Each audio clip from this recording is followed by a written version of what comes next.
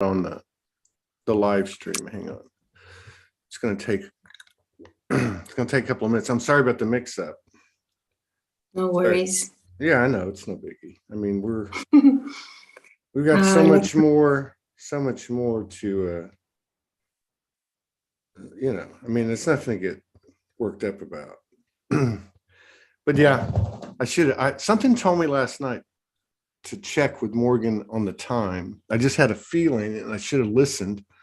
After all this time, I should be listening to my intuition.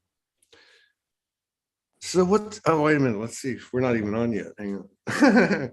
Oh, wait, there we are. I just saw us. Okay. Okay. I'm sharing it with both. Yeah, I can tag you. Let's see. I think I've done it. You got it? Okay. Yeah, I think I got it. And okay, this mixing up with hours and times, it's very common with Mercury retrograde. Nothing, no surprises here. No, it's all good. Okay, they're starting to come in now. Let's see.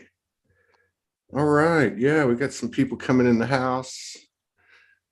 So, man, this is just amazing. It really is. It's just amazing. It really, really is. I'm really excited about the way things are going. And I'll share with you something I wrote today. When I woke up and I went into my gratitude. And I don't know, all of a sudden I just grabbed my phone and I'm done with the chore of ascension. I'm done with the part of it that's a program. I'm not feeling the aches, pains, and losses. I'm not agreeing to suffering and salvation. There's nothing to lose, nothing to suffer, and nothing to save. It's all in our heads.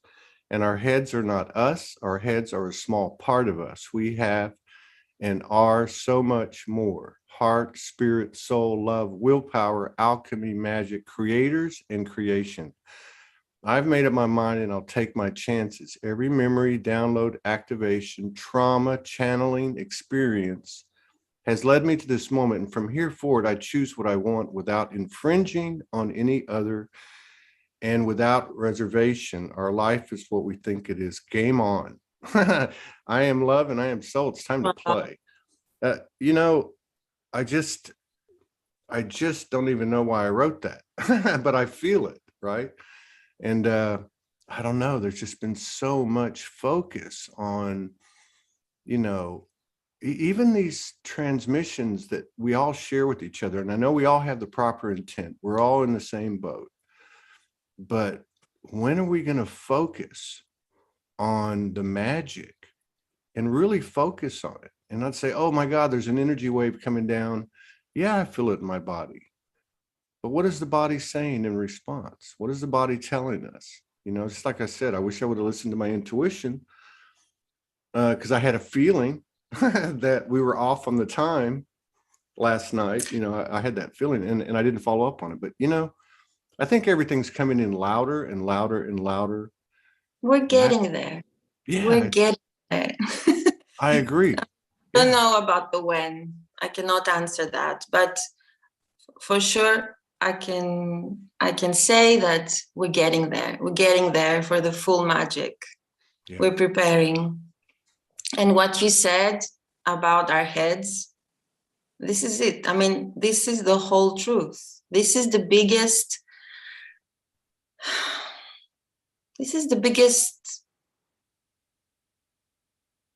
I don't know what's the word, challenge to integrate, overcome. I don't know what to say, but this thing about the heads, we think we are our heads, but we're not. Mm-mm. And there's no word about what we are. We are pure consciousness. There are no words about this. And I feel there'll come a time where we will not have words enough to, speak. I agree. There are no words. I agree. It's like the head will switch off and something else will light up. Yeah. Or maybe it's another part of the head that will light up. But definitely we will leave the head. We're leaving the head anyway, and we're moving to the heart anyway. So, but I think that this, it goes hand by hand with the change of the energy in our plane of existence. This will go hand by hand, inner and outer reality are moving together, are changing, are transforming together. So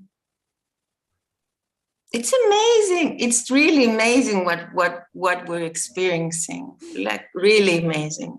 It is. It really but is. I feel these are days of isolation. I don't know how you feel about this, but I've been feeling the energy of going within, isolating, sitting with the self. Yeah. Also, these are days of silence. Yeah. And I've been experiencing the revelation of inner aspects that I couldn't access before. I mean, it was not possible. True. And this is just amazing. True. Yeah. And to access these aspects, silence is necessary. Isolation is necessary. Yeah. Yeah. I watched a video on the American poet, Charles Bukowski. I don't know if you've ever heard of him. Okay. Yes, I've read his books. Yeah, he wrote 60 books. I didn't know that. It was really interesting. He had a regular job his whole time, and he had a really rough childhood. Like, you know, everybody had their trauma, right? Everybody had their trauma proportionate to their life. Everybody's pain is the same, proportionate to their life, you know? And, but what was interesting, even though I've read his stuff over the years and I've liked it, I felt like it was a little bit, I don't want to say pessimistic. You know, he would say stuff like, I don't like humans. I like to be alone. And this is what I was bringing up. But he was talking about how he likes to be alone. How this is, and I wouldn't say things this way, but, and I understand where he was coming from based on what I know about his childhood now, where he had beatings constantly with a razor. What do you call it? A razor, you know, where you, a leather strap for a razor. But anyway, it was interesting. Yeah, you know, with the old time, they used to do the razors on the leather strap and they sharpen it. And his father would whip him with it for no reason.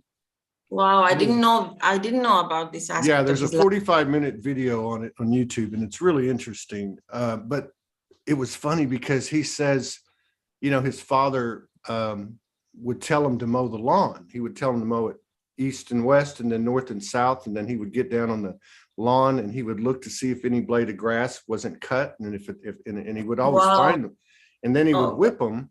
He would whip them, and then he started describing how. And I thought this was such a metaphor. It was such a metaphor for all of us, because he said that when his father would whip him, which started very young and lasted, I think, until he was 13, he said he would scream because it would hurt, you know. And then he said, as time went on, he got quieter and quieter. And finally, when he was 13, his father came and he whipped him with this leather strap, and he didn't make a sound. He did not make a sound, and he never hit him again. And I thought, wow, what a metaphor. What a metaphor that is. Because he talked about just acceptance and feeling the pain and you know, kind of like becoming one with it.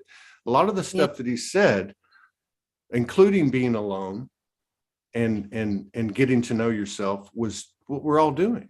I just thought it was really interesting. That reminds me of I mean, it's not the same story, but my beloved teacher, Manuel, he has an amazing video also about his childhood on YouTube. He's not with us anymore. He's left this plane, but his spirit is very bright still. So he was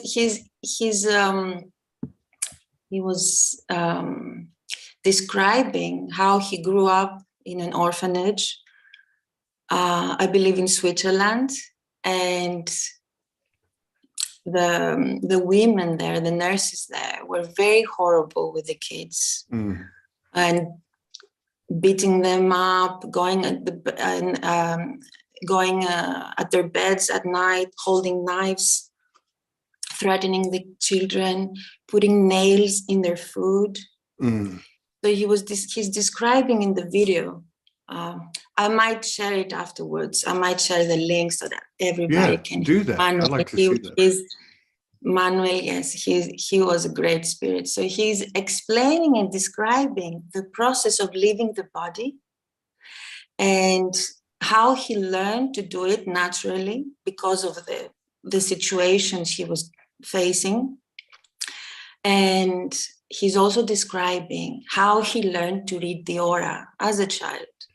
Really? And he's describing a certain story with one of the women, that when she walked in one day, he saw in her aura that her husband was beating her the day before. So he understood as a little child that it wasn't about him. It was her anger was about her husband. So he's explaining how he started not to take personally all this aggression.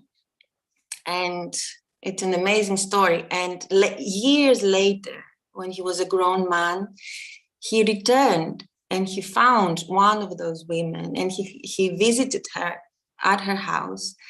And she said to him that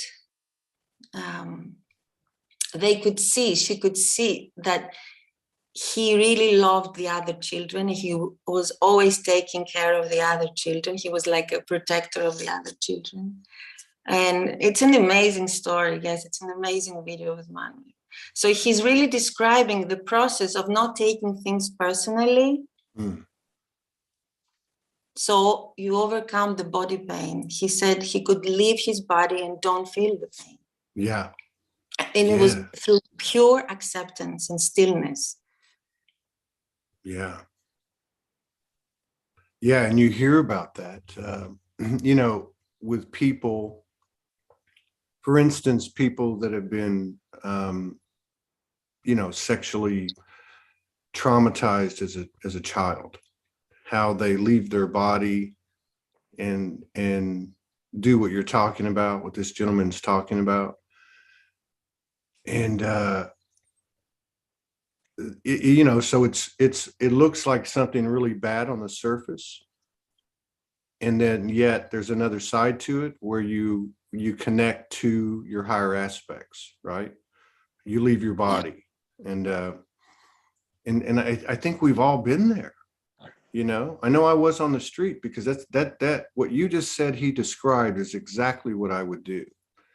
And somehow or another, I was in my body, but I was in a place of no pain. On the surface, I lost everything. I lost my family, my job. I mean, most people know my story. But it just got to the point where I obviously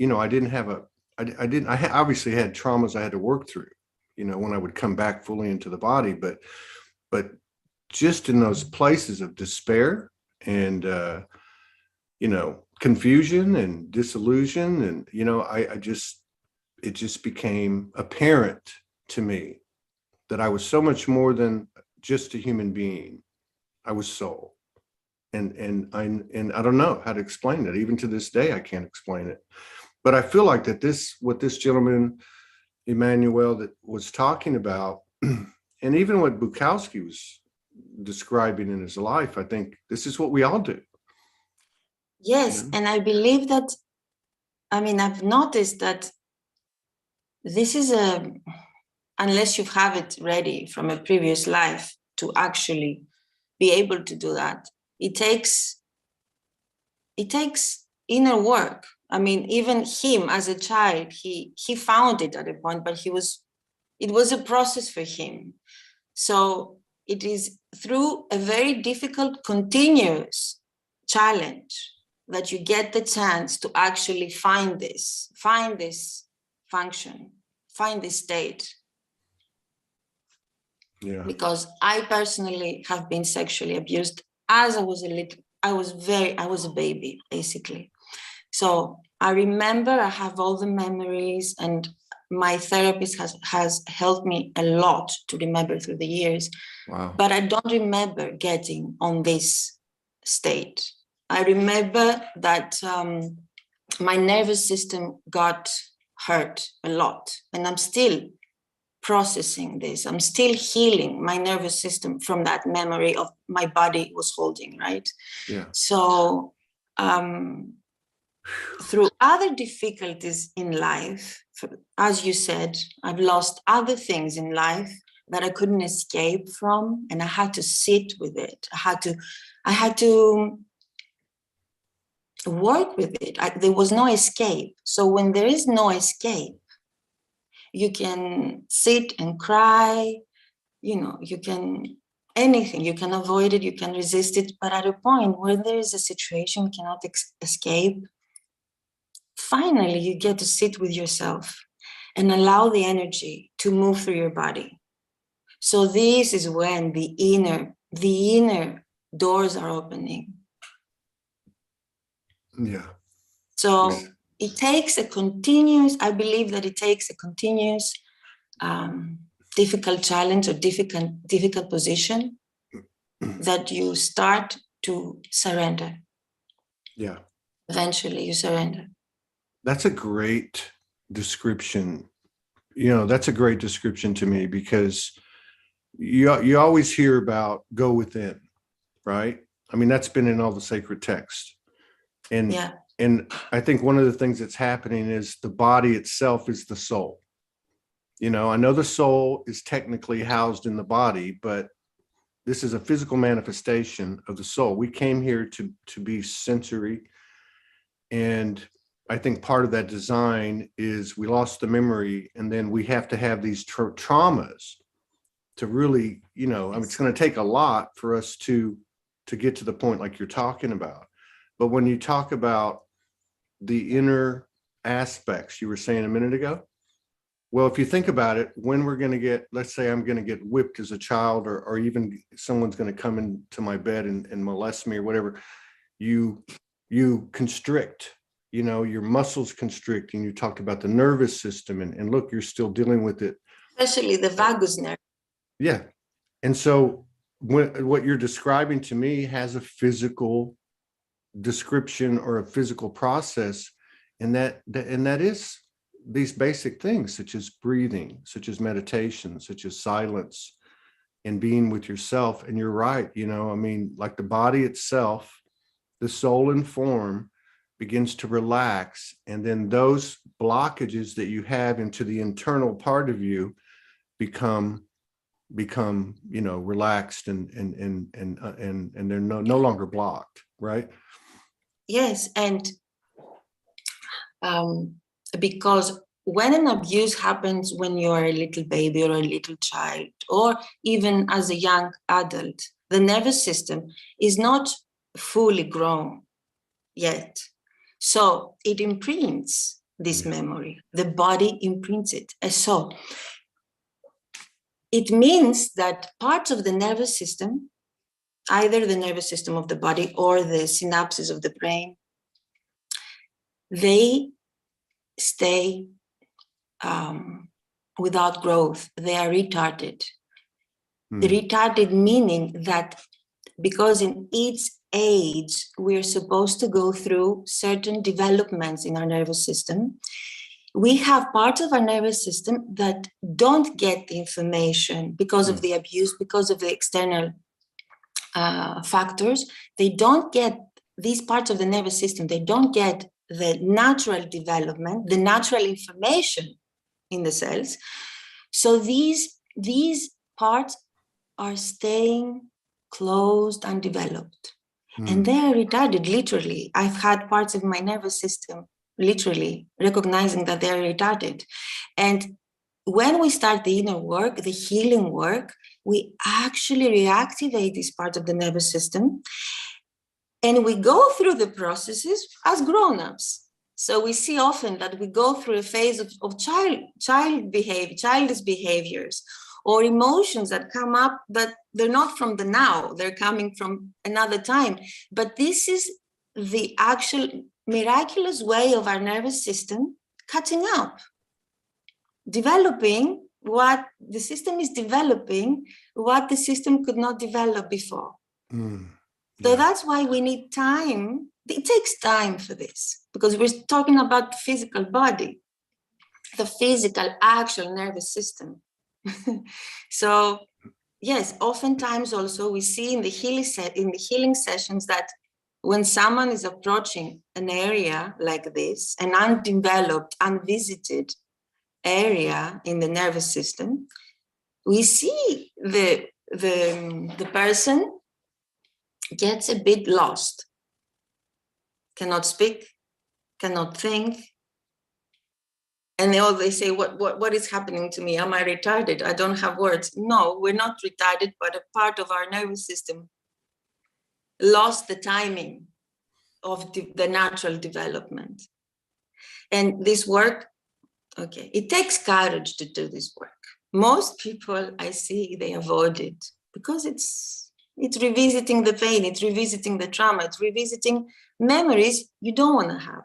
But the body holds these memories. However we push hurtful memories away with our mind, the body always holds the memory. The memory is there alive, and it's always speaking. So even the people who think that they avoid the trauma or the pain or the painful memories, they also carry this, and they are experiencing it through other things in life. You cannot avoid it. Yeah. And if you avoid it for a long time, you're probably gonna get sick. Because these things, these memories are working underneath. And they're defining a person's life. Oh, they define, yeah. They're defining these memories, these traumatic memories in the nervous system, in the physical body. They're actually defining the person's, the adult's life. Excellent. It's as if the body, it's as if these blockages or these points that have stored those memories are speaking, you know, like they're not going to be quiet. They're going to continue to speak one way or the other, like you said, through your experiences. Yes. What about like, but I not think all. There are certain points in life where these memories are getting activated and the body wants to heal. Mm-hmm. Yes. So many people, they get panic attacks. Lately, I read posts about panic attacks, lots of panic attacks.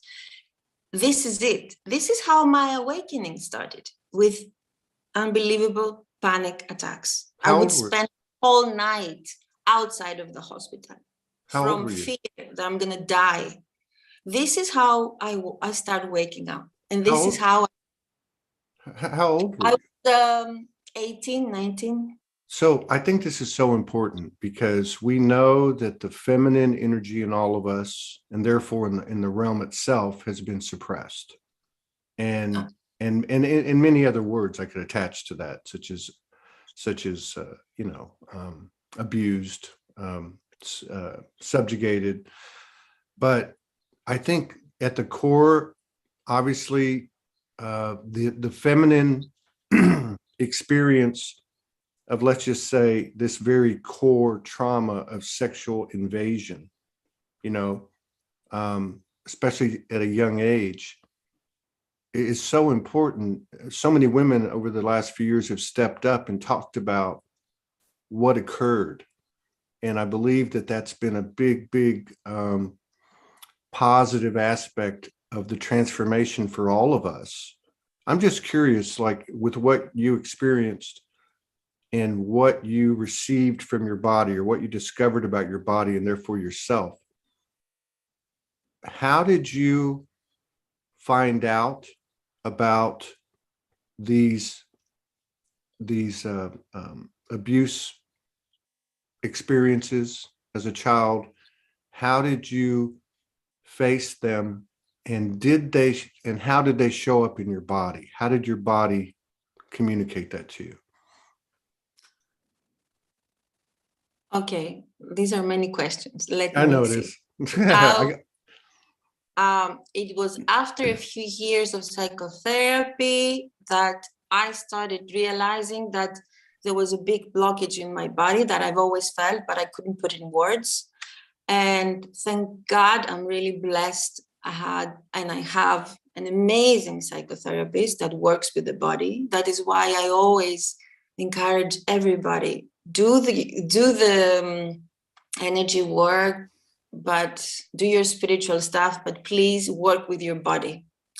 So my therapist helped me a lot, but the actual moment of remembering with my body, not just, it was one night, I was with my then boyfriend, and we had made love and we were sleeping, and I had the whole thing. In my sleep, I just felt my body freezing, and I woke up with the memory of it. So Wow. I was, yes. I was just in great fear when this happened. And not fear, it was not only fear, it was also, feeling, how do you say this word? There was something disgusting in my body that I wanted to find a way to clear out. And yes, the next day, again, I called my therapist and I went straight to her. So we continue working on that. So because I was a baby, it was only through the body that the memory could come, because the brain of a baby, it's not developed, as I said. You don't have all your functions developed. So the memory came through the body. And in the sessions, if you let go, the body speaks. And not only the body, the psyche speaks. The psyche, everything comes up. So yeah, this is how I worked with it. And I realized the damage that had done to my nervous system. Even my spine developed not straight, with a curve. And yeah, it's still a work, an ongoing work. Thank you for And saying that. it's amazing. It's amazing that Thank you for saying that, because I think that we have this misconception, whether it's this specific part of our experience, trauma, or whatever you want to call it, that we're fixed. That we're fixed, that we're fixing it. I love what you said, that because I know you're very sensitive and I know you're very connected, and yet at the same time you're bringing the human aspect to the table and saying, I'm still working on this. My question is, in these sessions or in your own understanding, do we have to remember the experience specifically, or is there some type of way where you're doing the psychotherapy or another modality where you basically identify the blockages or the retardation spots in your body and focus on that, and therefore don't have to relive the experience? Or what's your experience with that? I cannot answer that for everybody, but I can say what I have experienced with me and other people. A certain amount of memory needs to go through the body again. It is about energy. So think about an energy being locked in a box that's not supposed to be there.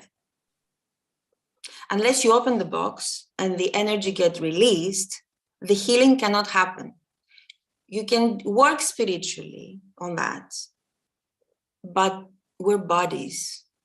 We carry a body, a physical body, and a physical body that has amazing, miraculous functions.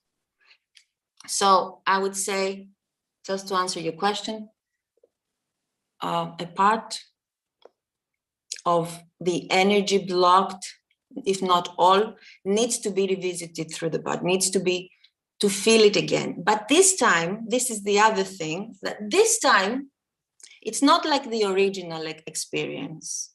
It is painful, yes. It can be scary and very difficult. But at the same time, there is the resolution, there is the liberation. There is, at the same time, there is a comforting feeling, energy there, that now I'm free. Now, oh my God, this is it. I'm free now. I know what happened to me. I know why I was feeling like that all these years. Whew. So it's a big relief. So, because what do you suggest could be another way? Do you have like another way of healing this? Meaning going back in your history. It is all interconnected, I believe. But I want to hear your experience on that. I'm not probably really qualified to answer, but I will tell you that I've participated in sessions with Morgan. And years ago, she developed what she called a proxy method in the session, where a third person would come in because the client did not want to or could not, in their mind, revisit those moments. So literally, so what happens is, like in this example, I would be a proxy. So then what would happen is the client would give permission for the proxy to speak directly to their higher self. So she'd have me pull up my higher self, pull up the client's higher self. And when I could see the client's higher self, I would begin to communicate higher self to higher self. Now, I've been a part of, I don't know how many, maybe 15 or 20 of these, and I've seen some and know of some immediate, and they're not all sexually related, but it's usually something that's severe, where I've seen clear evidence that the blockage was unblocked. Yes. And I know every situation isn't foolproof and going to be the same. Like you said, you could only speak for yourself, but the thing that a couple of things come to mind when I'm listening to you. One is I've never had a baby, obviously, not out of my body, but as you were talking about that release and you have to visit the pain, I had been present for 5 births, and I was always amazed at the level of pain that was obvious, me looking at the mother of my child having a baby. Yet at the same time, there was something happening it was weird, because it was both exhilarating and painful. I could tell that they were obviously in extreme pain. But when that moment came, is what brought it to mind, is what you were talking about, like that moment when you know it's over, it's done, it's released. And here we are with the image and the metaphor of a new birth. So I think of that on one hand. And then the other thing is that, when these people, like you were talking about, leaving the body, when these things happen, are we really leaving the body? Because there is something about this disassociation that forges a connection with what we might call the higher self or the soul. And then, of course, you brought up about the body itself, right? The miraculous nature of the body that's undiscovered. So I guess what I'm saying in a nutshell is that the soul, the higher self, and I'm just putting this out there, I'm not saying it's the absolute truth, I'm just saying I'm thinking about this. The soul, the aspect of the soul, the higher self, is in the body itself. And not always. Right. You know what I mean? So it's like, if there is trauma in the body, the higher self or the soul cannot be fully in the body. Mm. That's why we see often people that live outside of their body, or half of their presence is outside of the body. This is very common with trauma. Yes. And to come into the body, because now we are at a period that everything is coming in the body again. Everything. We will experience every change through the body, the physical, okay? Unless the trauma is addressed in any way, I'm not saying there's only one way. There are many ways in the healing sessions we do. We're very creative with healing. But I can tell that certain people are ready to work through the higher self, as Morgan and you worked with. But there are certain people that cannot do that. They do not have the trust developed in the psyche and the higher self because of trauma. So these people, like myself years ago, I needed to take it slowly, to trust myself again, feel my body. I wasn't feeling parts of my body. So it depends on the person, definitely. But yes, we can't be outside of our body. And this is the work. We're trying to actually create again that space, liberate the inner space so that we can fully come in the body and experience our wholeness and our unity. Because of the continuous trauma we had in many different levels, spiritually, in a soul level, in a physical level, in the emotional level, in the mental level, everywhere we had trauma and abuse.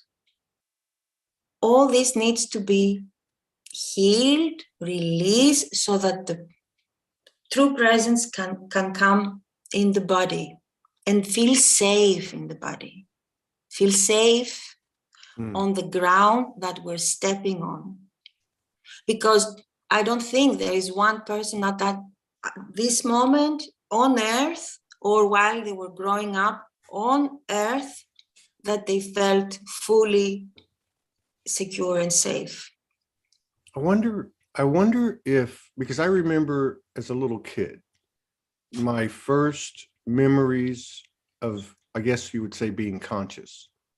I remember because I was about 18 months old, 2 years old, and we were moving out of an apartment into a house. And I remember the day we were moving. And I remember like looking around and going, wow, so this is where I'm at, you know, kind of thing. But I wonder, is it the soul?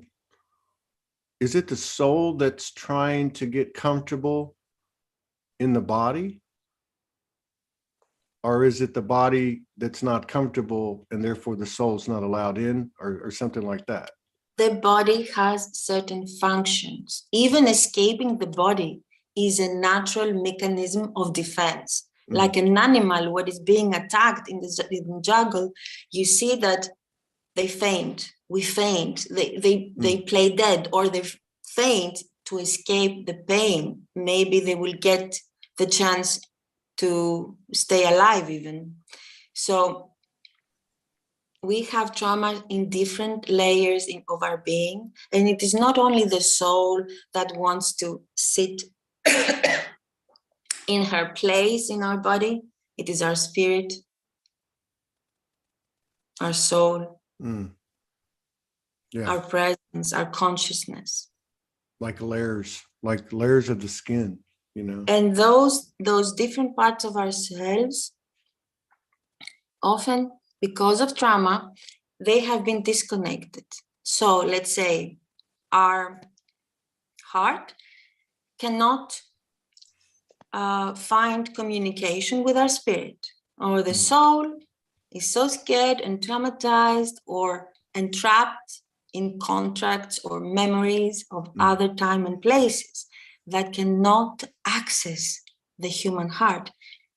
So we want all parts of ourselves to communicate again, to start talking to each other. So the spirit to talk to the heart to talk to the soul to talk to the body, the heart to talk to the body, the mind to talk to to the legs, the hands talk to the, you know what I mean? And slowly, slowly, in this way, we're becoming unified. Unified. But when there is trauma, the head, the eyes can be looking at the toes and feel nothing. I can be touching my legs or, I don't know, my belly and feel nothing if I am disconnected, if these parts of myself are disconnected from within. Now, if you add to this situation, to this state, all the outside, what is playing on the outside, right? How much information is coming from the outside, all the projections, the expectations, the programming, it makes it even more hard to find these understandings. So most of the times we see people getting lost in all of that. They're pieces. One piece is there, another piece is there. And if you ask them, they cannot access this piece. They don't even know that they are disconnected. So in the healing process, it depends. It's a very individual thing. Yeah. How a person or a healer will help the individual to start putting the pieces together. Yeah. I guess it goes along with that saying, when the student is ready, the master shows up, and the master can be a modality or can be a time, the right time. I mean, whatever you need shows up. Do you think that, do you think when it gets right down to it, so whether it's from this incarnation, previous incarnations, or lineage that we share with others, do you think that the sexual distortion, the sexual trauma, the sexual violation is the core of all our traumas, energetically speaking? Definitely. Yeah. Because it goes back to our falling and what happened after the falling, and how the fallen ones basically used the male and the female energy. They wanted definitely to have to impregnate the female, and they used the sexual energy, and it's a long story, but yes. No, I got you. Yes, definitely. It's one of the main things. The other thing is the lying. Many lies and reversed knowledge, many lies. So during our falling and after, we were told many lies and reversed information. So we spent a long time feeling dependent, feeling scared, misled, many things.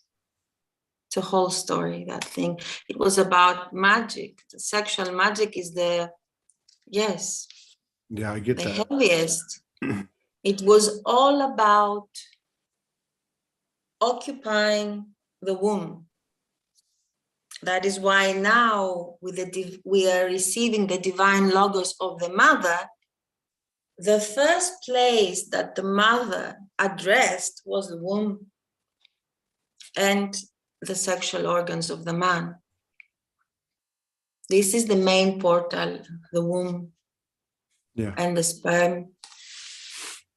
And this was the first portal, to my understanding, that got cleared. And I'm talking about the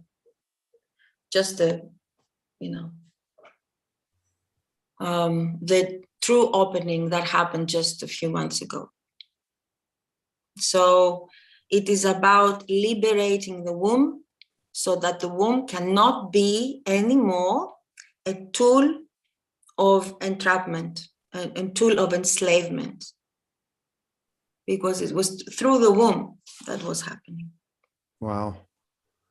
Yeah, I saw a video the other day Robert Sepper did. I think it's called Power of the Serpent or something of the Serpent. And and he was talking about what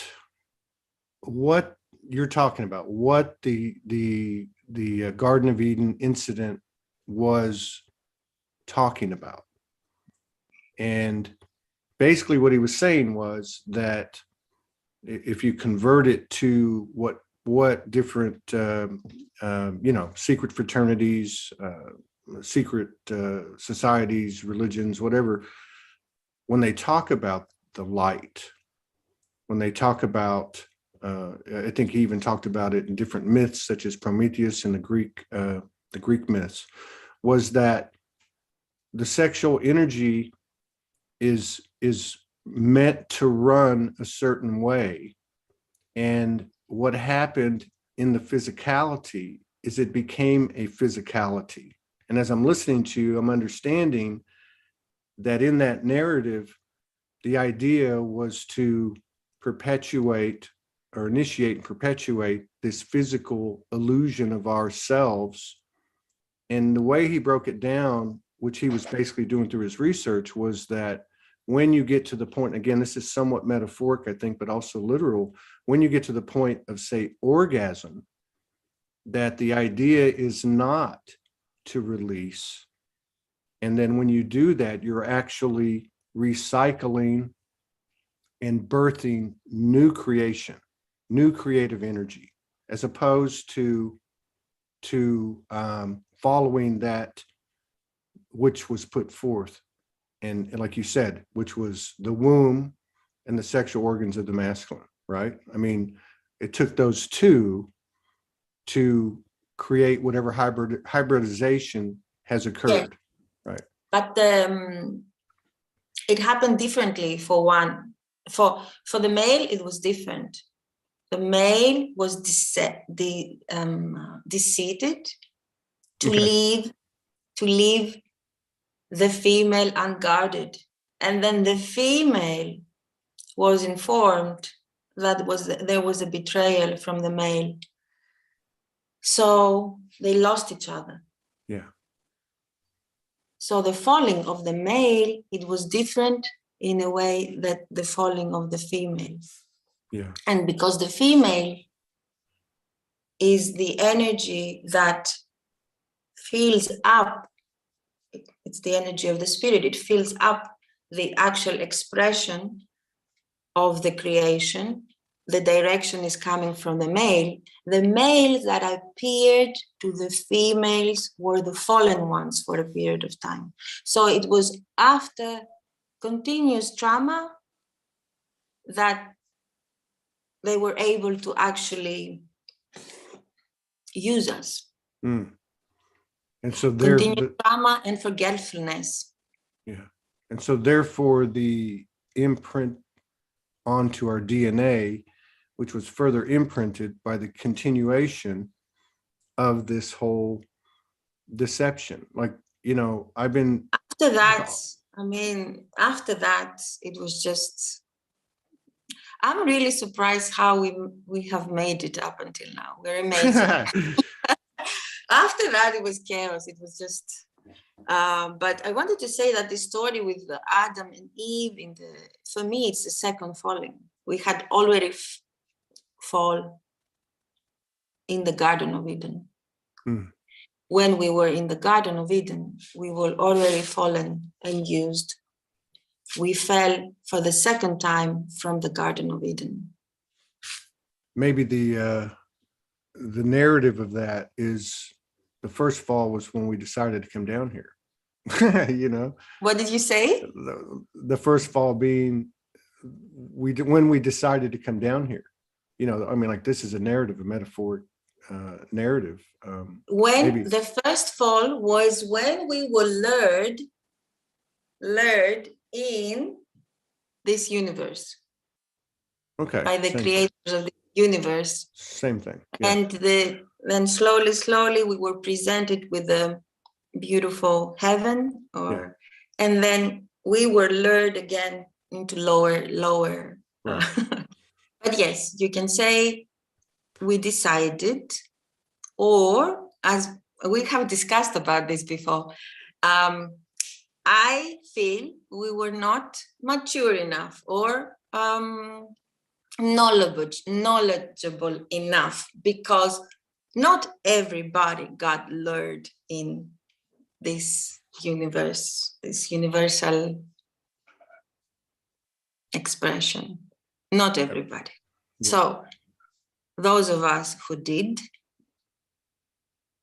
I believe that at a certain part of our being, yes, we decided to come in here and take this experience. Yeah. And we're gonna be heading back and out more experienced. Yeah. More grown about what we want to create as creators that we are. And as you said, with the sexual energy that is coming up through the orgasm, what we're creating from it, it can be very, very different. Yeah. I feel like that's a really big thing. Maybe the biggest, and I just give you a quick example. Like all of us, there's been a lot of solitude, more time to think, more time to allow things to come up. And I've noticed in the last, I don't know, certainly the last few weeks, revisiting experiences of a sexual nature, whether they're good or not, in my mind.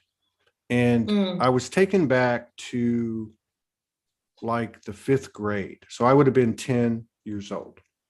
I'm sorry. First I was taken back to like the 2nd grade.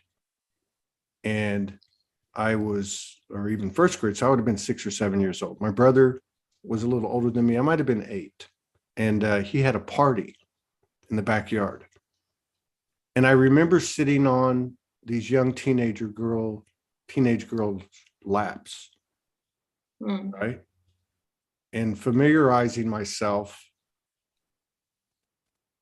or maybe refamiliarizing myself with, but I'm a little kid. Yes. But something happened to me. Something was reawakened in me. And I'm sure it was imprinted in my DNA, because if I fast forward to the 5th grade at 10 years old or 11 years old, I remember there was an older girl. She would have been about 14. And she was my friend. And I remember being in her apartment and her parents were gone. And I remember I had this memory in the last week or so. Even though I was inexperienced, even though I didn't know anything, and I'd had no experience, something in me knew what to do. And I remember, and now this girl was older than me and probably bigger than me, but I was forcing myself on her. Now, I didn't rape her or anything, but I mean, I was not being cool. Now I'm 10, 11 years old. Where the hell did that come from? So I think about, and I go through these episodes like we all do, and we integrate them and we find the equilibrium and we do our best to make sense of it. But it just showed me how deep this stuff goes. And it's not regulated to this lifetime. And another quick example. No, it's not. Yeah, another quick example would be memory. It's deep in the DNA.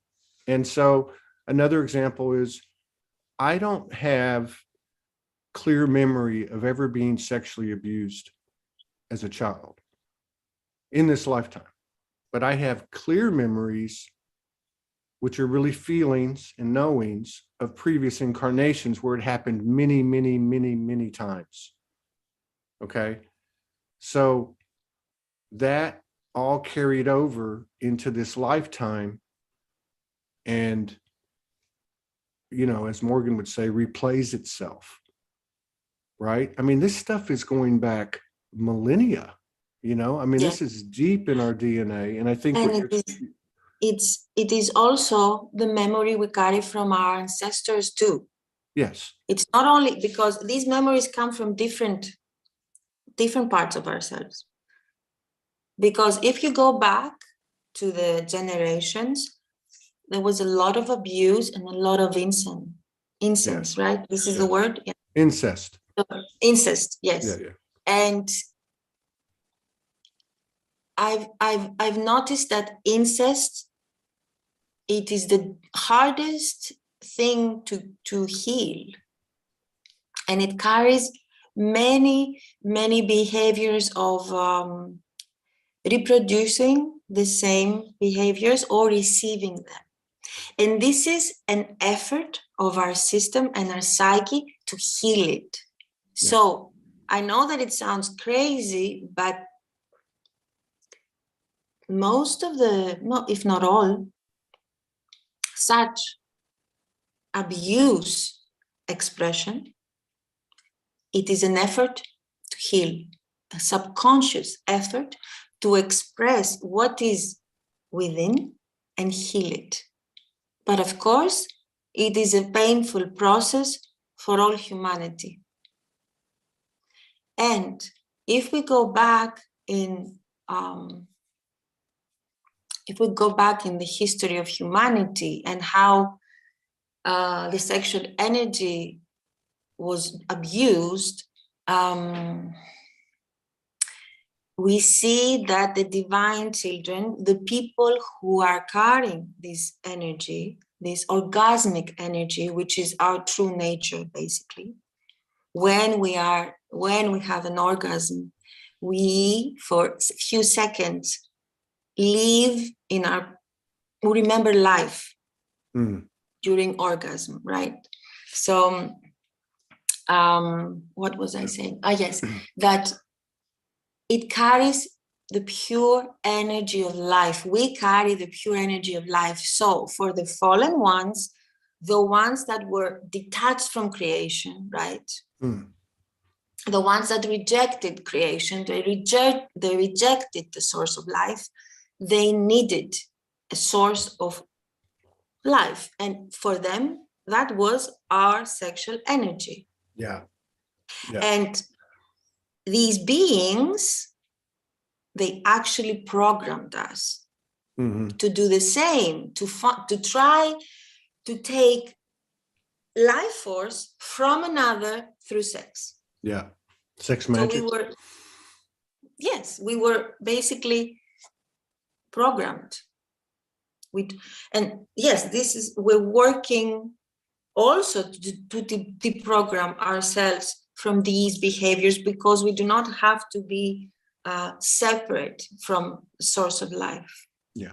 We are remembering this now. And recently in a group session I had, my higher self said, it's actually so simple to reconnect and allow the source of life to flow within you, that it's difficult. It's so simple that because of your programming, it seems difficult. Let me ask you this. Is there, I understand that there's a multitude of modalities to identify and to process and release, almost like a deconstruction. Okay. And there's no right or wrong answer. I'm just curious as to what your thoughts are. So let me just describe, rather than try to explain it, let me just describe a situation. Two people sit in front of each other, be it figuratively or literally, and they open their hearts as much as they possibly can open it, with all their desire to grow and to be close to God, or be the God particles that we are. And they open their hearts as much as they can. Do you think that type of approach can unclog some of this stuff?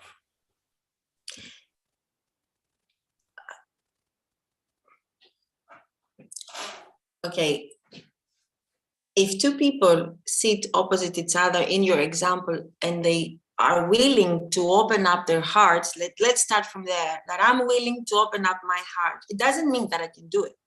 Right. I understand The heart that. has layers. The heart has different rooms. The heart is not something that I just open. It is layers and layers. It holds layers and layers of our being. Okay. So I'm willing to open up my heart with another. And in the process, I'm discovering myself, because in my heart, there are things that I don't even know. Beautiful things, desires, but lots of ugliness because of our journey in this lower reality, right? So again, I believe it is a process. The willingness needs to be there, the pure intention and the understanding that we are no different. We might have different experiences, but in our core, we're basically dealing with the same things. So when we come into this understanding, there is no reason to not do this sharing with another. It is actually, I believe, it is actually the safest thing we can do. Yeah.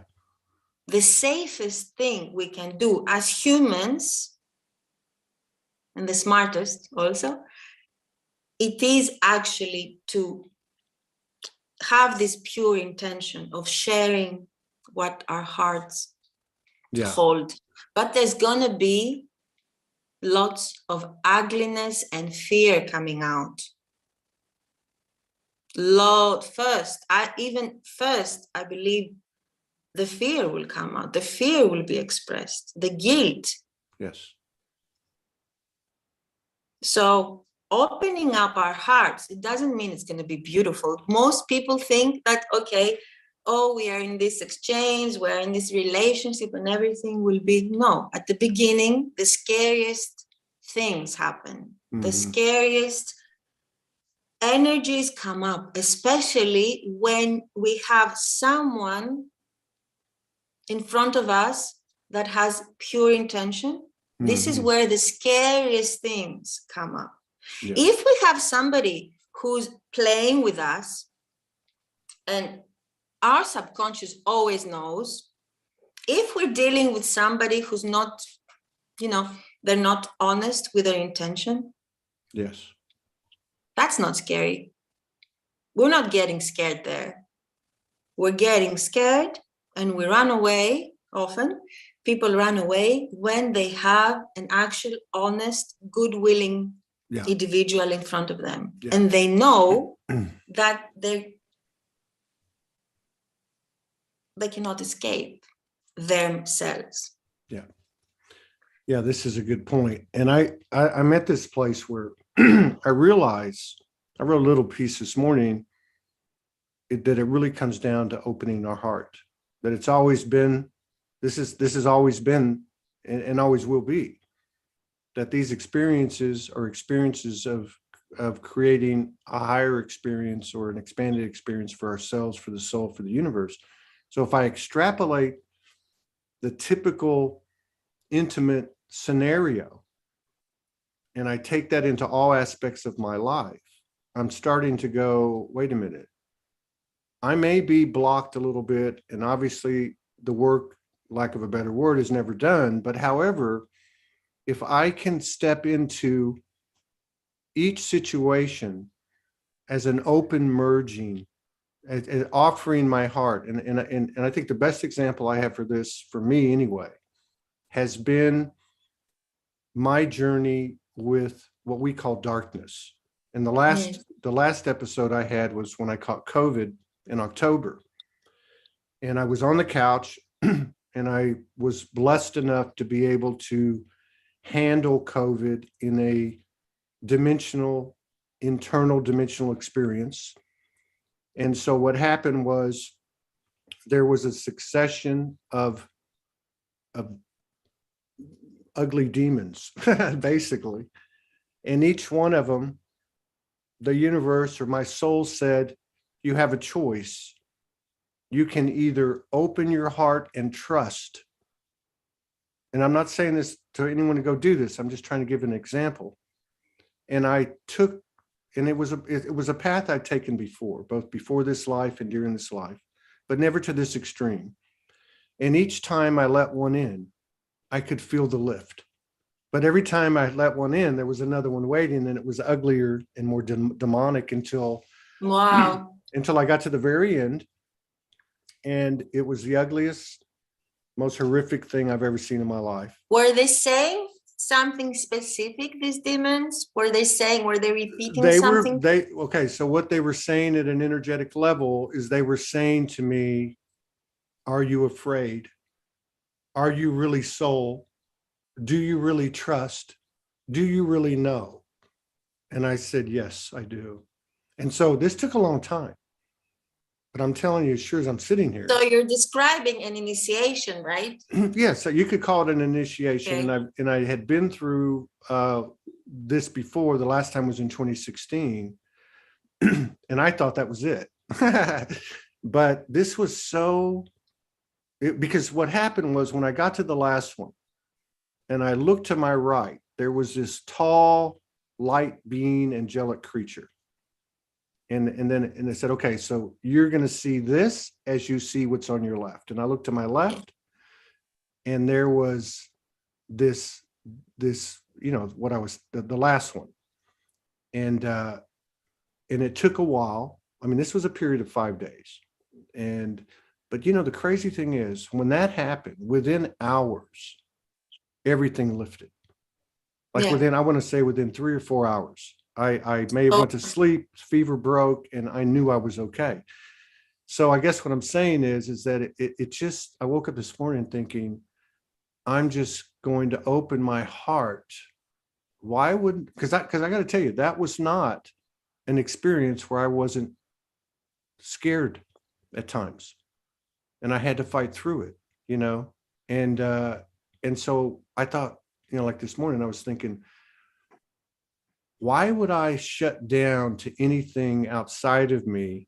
And if I do, why would it be in this physical world if, I and others and all of us really, one way or another, through dreams, nightmares, through dimension experiences, why would I shut down if I've made that progress in the ethers, so to speak? Why would I not do that same thing with anything that comes before me? And I know this sounds a little bit simple and all that, but it just seems like, to me, open the heart all the way, all the time. And I know that we're not perfect. And I know that there's things we got to work on, but just to have that intention, just to do your best with it, I think in itself births, not only for yourself, but for those that you come into contact with, at least from a potential standpoint. That's the way, Todd. That is the way. But what you're describing, it's a very part, like this whole virus story. It is okay. It is, as you describe it, a challenge, a test, an initiation of understanding our power and the choice that we have. And since we're talking about that, I believe that there's more challenges coming, only this time they're not going to be as easy. And somebody will say, what do you think? The virus was easy? Okay, in a sense, compared to what is coming, yes. And I've written an article on this. It is a moment now to look back in the past 2 years, check with the self, observe, how did you do it? How was your experience with this story? And, examine the self. Did you pass the test or not? Because the tests that are coming are going to be even more difficult to recognize and overcome. Because we're speaking about very strong challenges on the physical. Right. Actual, even the lack of food. It's pure, being in the pure survival. Oh, I'm sorry. Oh, that was weird. That My was a bit battery. trippy. I'm sorry. Go ahead. Yes. Being in the pure, to face pure survival mode. Yeah. And this is what we're learning now, slowly, to trust even more and more. It's going to be about trust coming from within, from the heart, from the soul, from the spirit. Whatever happens out there, it is only from within that we will be able to shapeshift our reality and go through these huge, big initiations that are coming ahead. Yeah. So now it is a good moment to have a little bit of, how do you say, like introspection about what happened in the past 2 years. And if there's still fear, we need to process it. Because if we let fear have our power and play with our power and our free will, what is coming ahead, it's going to be even more challenging on that. It is about doubting. We need to doubt what we see, what we hear, what we see out there, and to trust our heart, because it is through our heart that we will find our way. Yeah. Yeah. It's about trusting ourselves. But now why healing is important, because if you have part of yourself being outside of yourself because there is trauma blocking your body, how can you really feel your body and trust yourself? Because you don't own yourself. So that is why healing is so important. Yes. Let me ask you this. Let me ask you this question. Yes. And again, there's no right or wrong answer. I just want to see what your thoughts are. And it's a little bit of a sticky question. So at this point, not 2 years ago, not 3 years ago, not 5 years ago, not in 2012, and for other people, I mean, for some people, even further than that. But as of right now,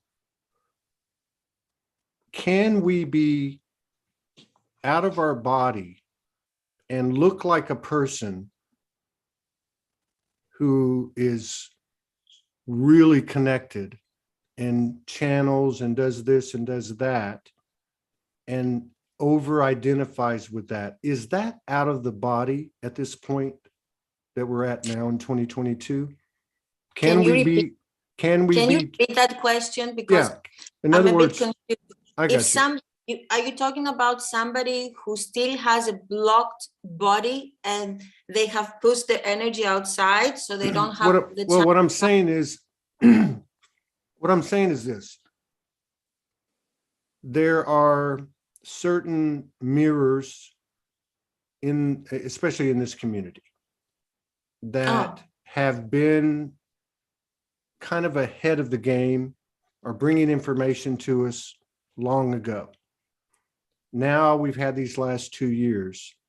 And I guess what I'm trying to say is sometimes, am I looking at different mirrors out there that seem to be really, really connected and know what's going on, yet I never really see the human side of them. And I'm just wondering, is that someone who's out of their body? No, not necessarily. This can be somebody who's in denial. Okay. Not necessarily out of the body. Well, I mean, right. But denying parts of the body. But this is very common in the spiritual community. It's very, very common. But again, we cannot escape this process. So even if somebody, yes, is, as you say, they will have the chance to deal with this.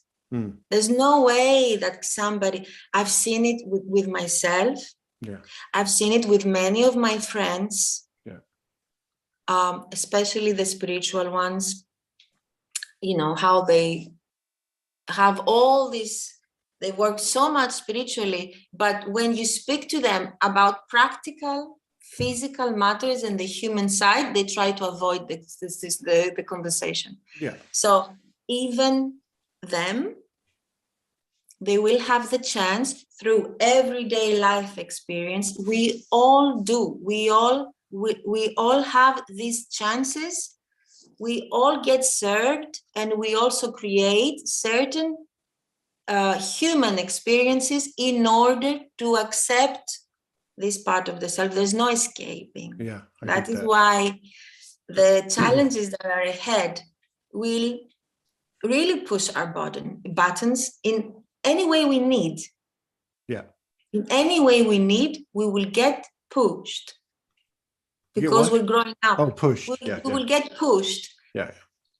To do it because right. we're in the process of growing up, and it's okay if we lie to the self sometimes. We will get there. Oh, I know. I feel like it. I feel like that this time is such a unique time.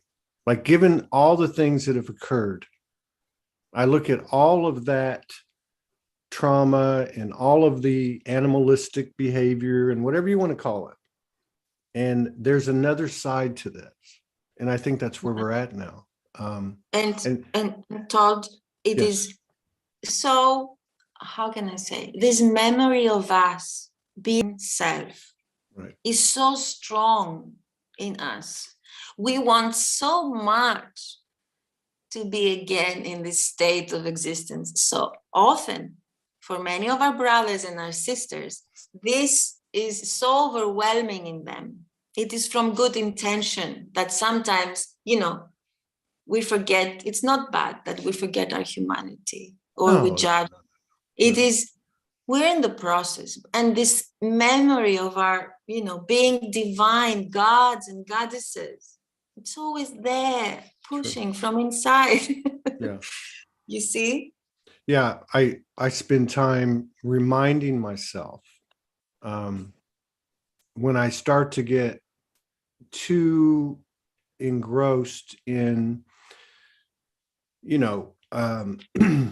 the narratives of archons or reptilians or fallen angels or the 26,000 year cycle or anything. And I remind myself, and it's not hard. I have to say that. For me, it's not. But it's also been something I've practiced for a long time, which is I come from beyond that. We come from beyond that.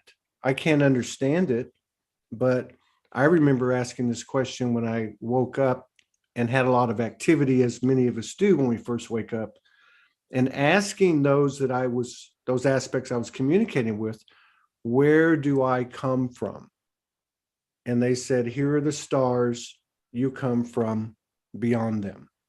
And so that doesn't make the human feel comfortable all the time. And I don't understand it, but I know it's true. And I think that's what you're talking about. There's something in us, it's innate, we know it. And we're headed that way. Within. Sometimes we rush into things. We want to, it depends on our nature. But yes, sometimes we want this to happen now. I know. And it's like, so we're bypassing certain things, But then the energy pulls you back. You stay here and deal with this. You cannot bypass it. So it pulls you back. This is a beautiful correction that is happening. Nobody can escape that. Unless, there are people, I'm not saying everybody will go through this. There are people who have chosen differently, and they will experience this later. Yeah, and that's not a bad thing. And they're not bad people. They're from a soul level, they're saying, I need to go through more of this. I want to go through more of this. I need to be in this type of thickness. Or they say, I'm not ready to deal with the pain. Yeah. There's so much pain in awakening, remembering so much pain. So maybe they say, I cannot feel this pain now. I'm going to feel it later. Yeah. I'm going to deal with it later. Let me be a human. And I have nothing to say. Let me be a human. Let me get more experience, right? Let me, because I've been thinking about that too. Like I've been thinking, you know, I'm here, I'm human. And it's not all a bad thing. Like it's okay to you know, whatever it is that humans do. I mean, but applying the wisdom of our experience, which is don't infringe upon anybody. Do what you want to do, but do it with the consciousness that you are, which is not limited to what we thought we were. So I don't know. It's such like a beautiful myriad, colossal enigma. And it like, yes, absolutely. And like in the middle of it, we're standing like the eye of a hurricane, whether we know it or whether we feel it, it's really the way it is. Like we're in the middle. That eye of the hurricane is the Merkaba, right? And everything's swirling around and we're picking our paths and we're able to step here and step there and see different perspectives. And that just makes us more aware and it just brings, and I think this is what's happening. It's such a not a shock, but it's almost a shock now as we're getting into 2022 to wake up day after day, to experience a day, to go to sleep and to wake up with new epiphanies and revelations and understandings and let go of what's happened and live with. And not only that, because in a way I've been feeling lately, not but the past few months, that let's say the work of the forerunners, I consider myself a forerunner, you are a forerunner, it's done. This is how I feel. And I'm not saying I'm stopping sharing. No, I'm not saying that. But I feel more and more the urge and the message coming from my higher self to really just focus on myself.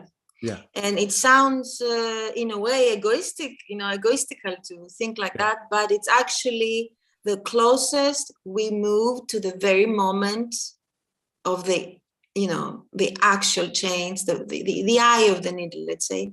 The closest we move to the eye of the needle, the more we need to let go of everything and everyone, because we are going through the eye of the needle by ourselves only. Yeah.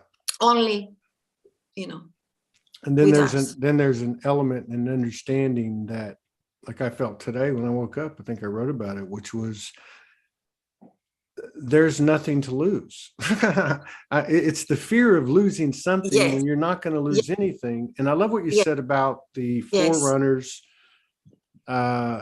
whoever they are, right? Because, for instance, if I look at Soulogy and what I was given, and then meeting Morgan. Uh-oh, are you there? No, I'm here. I'm here. Just my to start my.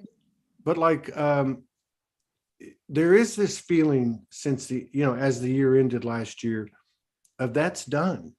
But it doesn't mean that, let's say in my case, Soulogy's over. It just means that part's done.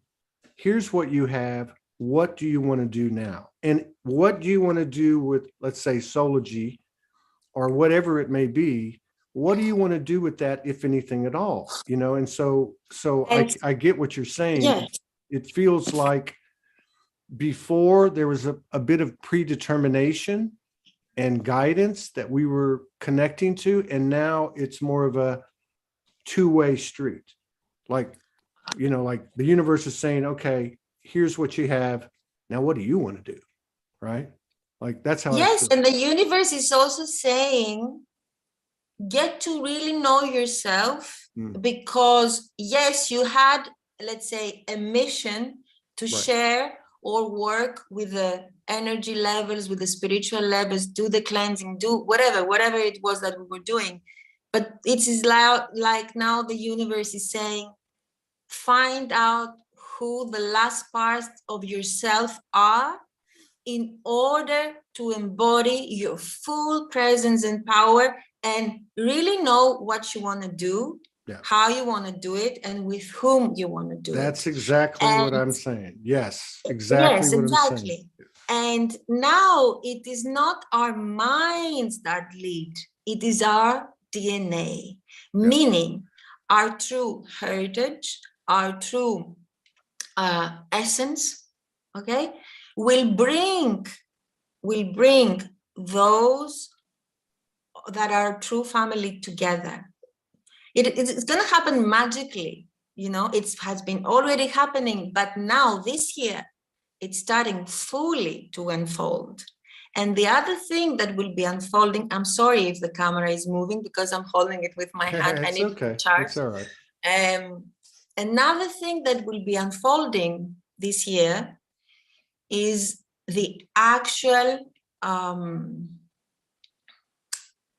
let me find the word, appearance and experience of the first, the first experience of the actual splitting in the physical world. And we have felt, we have experienced because of the, you know, the virus story, we experienced a separation in society, right? Different opinions, different worlds, these first months of 2022, we will start experiencing in the physical, the actual split beginning, being more obvious. I see what you mean. Yeah. Recognizable. So we will start seeing also, like, let's say now you have all the 2 years, you have both sides of the doctors from both sides speaking up, right? People with different, now we will see the actual actions being different.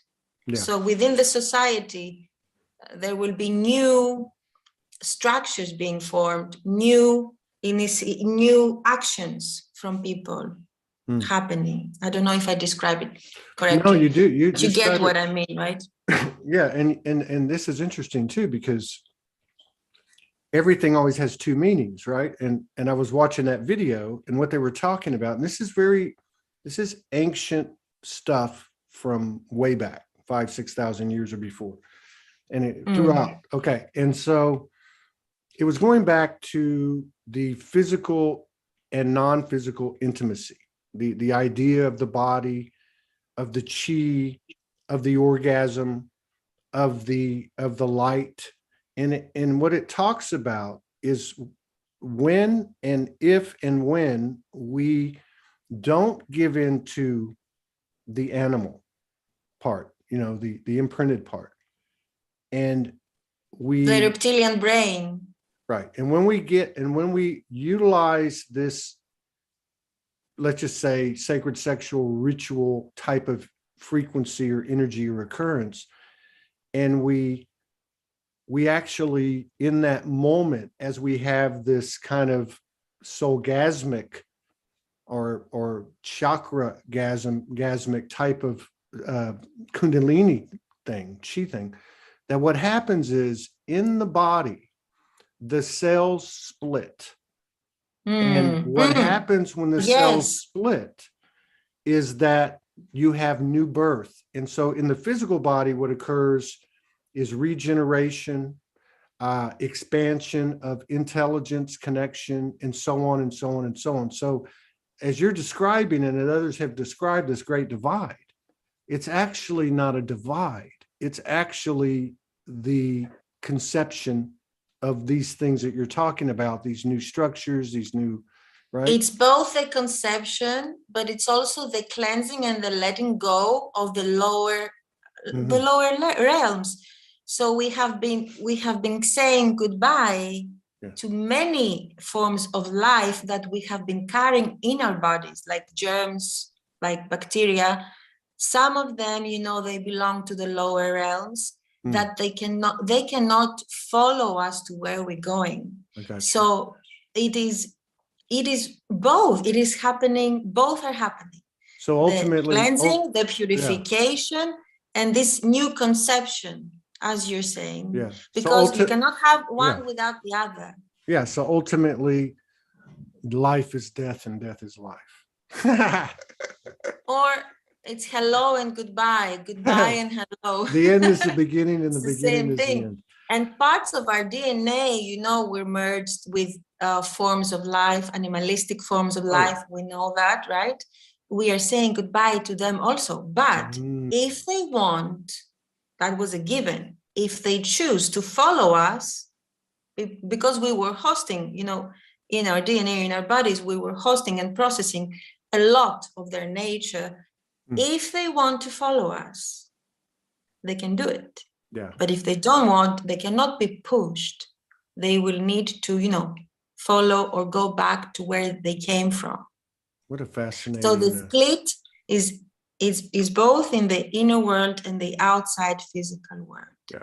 When we will have done our inner splitting, hello and goodbye, whatever, we will experience a new reality. Yeah. On the outside. Yeah. Duality is divinity. Everything is. Yes. Everything is. Yeah. All right. So I gotta. Guys, I'm sorry, I didn't mean to keep you for an hour and 40 minutes, but I'm glad we had this conversation. And I got to get ready for the next show. I need to take a break. Yes, brother. I have to say, you look so much younger. You look like a 20-year-old man today. I want to say this because I've been thinking about it. It must be the lighting in here. No, it's your skin, it's your energy, what it is. It is. I'm glad to see you like that. Well, I don't know what it is. It must be that new makeup I'm using because I'm losing my hair, and it's just been like a. But you know, there is something about the death and birth, and I guess I love this thing. I never really saw the great divide and the connection or the correlation with conception. Like, there's something about it. I don't know how to explain it, but yeah. Great conversation. It was great to talk to you. Thank you for all the work that you're doing. Thank you for always coming on here. And I'll see you in 2022. I wish you the best, and everybody else. We'll be back. Thank you, brother. Bye, everybody. Love you. We'll be back in 45 minutes. Thanks, Eirini. Thank you.